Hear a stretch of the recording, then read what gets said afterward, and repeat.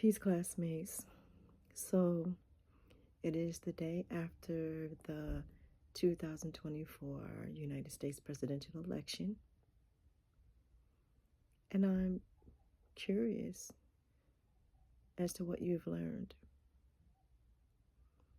I'm hoping that the lesson is that it does not pay to move in fear and in arrogance,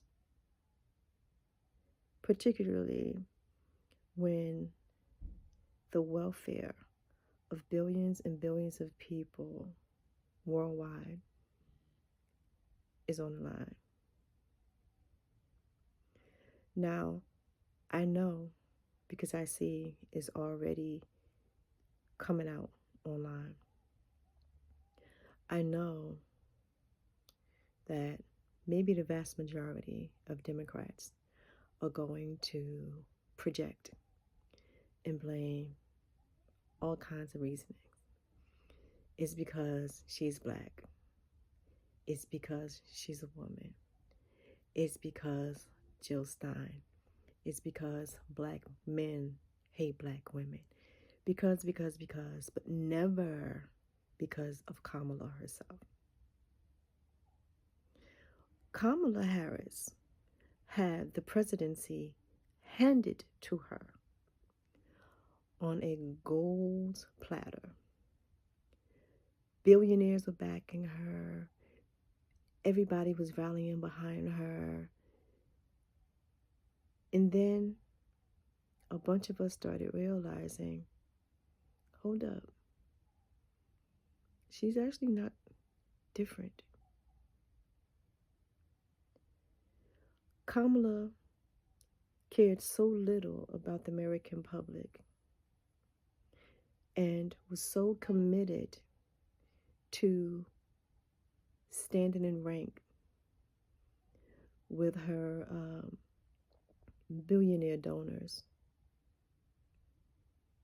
that she didn't even care to put up policies on her website for weeks until she was basically forced to. And as we all know, all she did was copy and paste Biden's policies for good reason.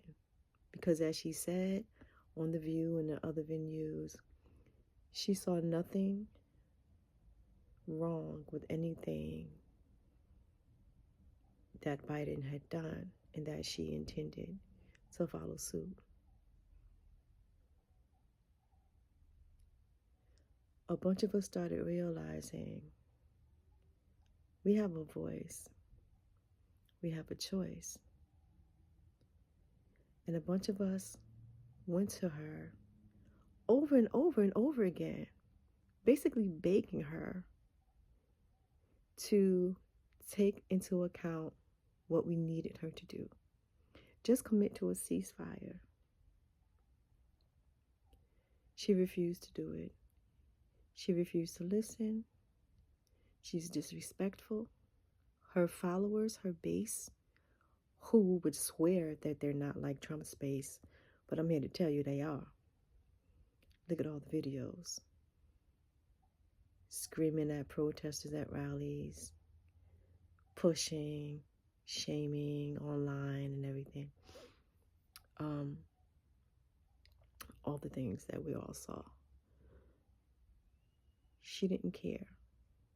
She was warned time and time again that no ceasefire, no vote. She didn't care.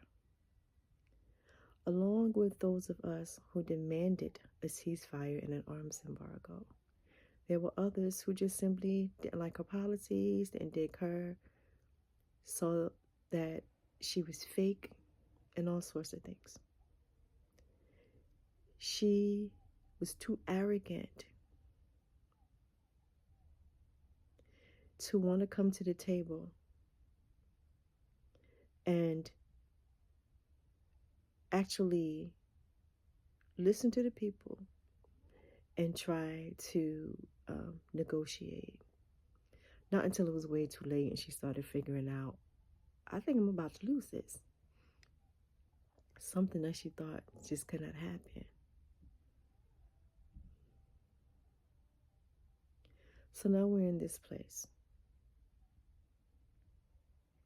And I think it's ironic that all of you who continuously sought to shame and gaslight and just be outright narcissists, to those people who decided to vote third party, and particularly for the Green Party, despite the fact that Jill Stein and Butch Ware's policies, first of all, were in depth and were far better than Kamala Harris's policies. Anybody worrying about abortions and stuff? The Green Party's policies for women's rights and reproductive rights were far better than Harris's. Plan for immigration, far better, which don't even take a lot. The bar is already way down to the ground. Far better than Harris's.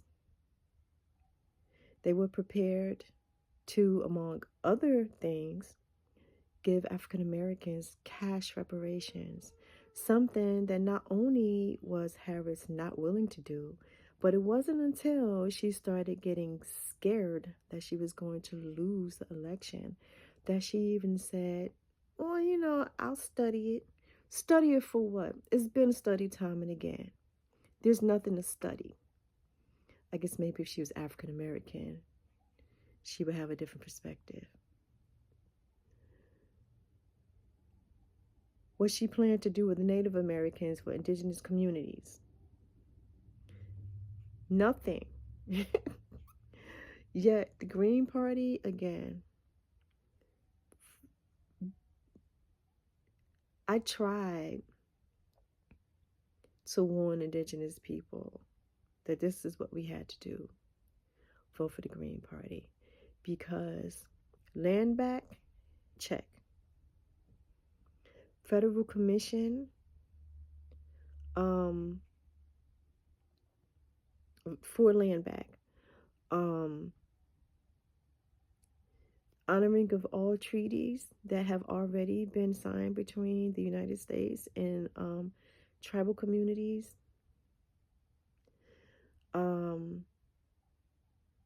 Support in the MMIP movement, and a whole bunch of other things for indigenous people. Americans with disabilities, again, far better than Harris now. You can go on and on and on.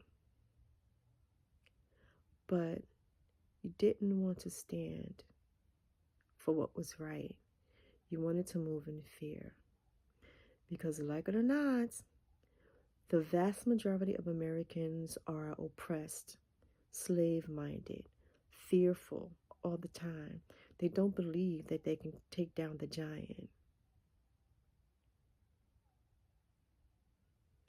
And all of you who made ridiculous comments about how you feel for the Palestinian people, you hate what's happening, that the children are being murdered, but I gotta vote for Harris.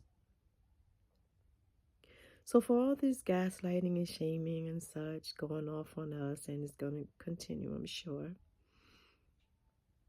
it turns out that you wasted your votes.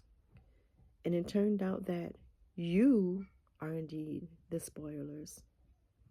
Because of you being too afraid to do what was right and to vote for equity of all people across the board. All people. You didn't want to do that. And so now, here we are. Stuck with Donald Trump again for another 4 years. And I just don't think that any of you are humble enough or willing to take accountability for your actions and the actions of your candidate, to even take this moment in to learn from and to do better. your last shout. And I'll say to the Muslims, the Muslim women particularly, because Kamala Harris's base has proven to be no different, if not worse, than Donald Trump's base, I would suggest that when you're out here in these streets, make sure that you have something on you to protect yourselves. I lived through 9/11 as a Muslimah. Any of you who lived through that with me know what I mean. So it would behoove you to make sure that you are prepared in case any of these asses try to run up on you and blame you for Kamala Harris's incompetence and blame you for their cowardice in voting for her.